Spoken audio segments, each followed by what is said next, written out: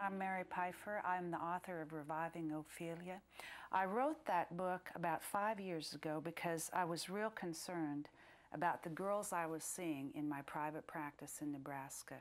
I had a period of time when I was swamped with teenagers, mostly 12, 13-year-old girls, who had a lot of serious problems, things like depression, eating disorder, refusing to go to school, some sexual problems.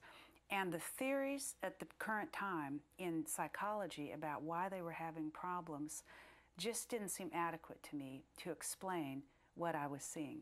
So I got interested in thinking through the issues of why are girls having so much trouble.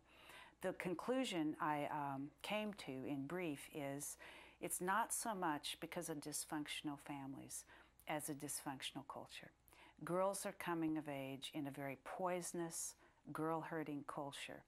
And Reviving Ophelia is my attempt to talk about the developmental issues of girls this age, the culture they live in, the needs they have at this age that are and are not being met by American culture.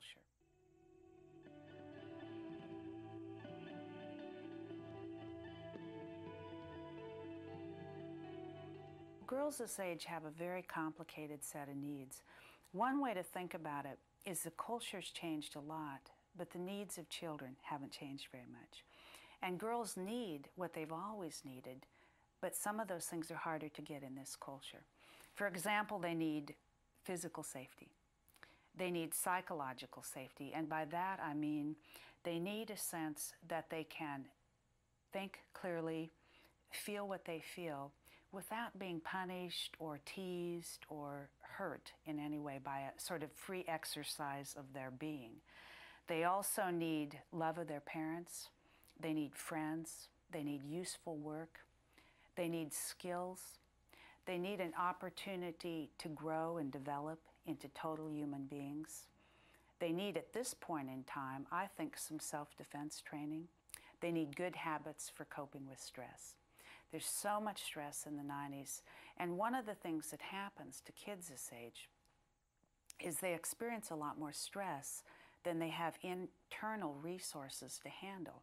And when that happens to anybody, they're overwhelmed. I had a girl in therapy one time. She asked, her parents are with her, she asked her parents in the therapy session, "Can I have your permission to smoke cigarettes?" She said, "I don't really want to smoke, but there's this group of kids that I want to hang out with, and they will not let me in unless I smoke a cigarette now and then." When you think about that, that's a very odd kind of place for a teenager to be, and yet it's real common of the kind of issues that come up. Teenagers are encouraged to distance from their parents. So the people who love them most, who are the most plugged into them and eager to be helpful to them, oftentimes are sort of cut off from them. What they do is they look to peers, they look to their friends, and they look to media to give them some ideas about how to be. Actually, it's easier to be an adult than a teenager in terms of the milieu that teenagers are living in.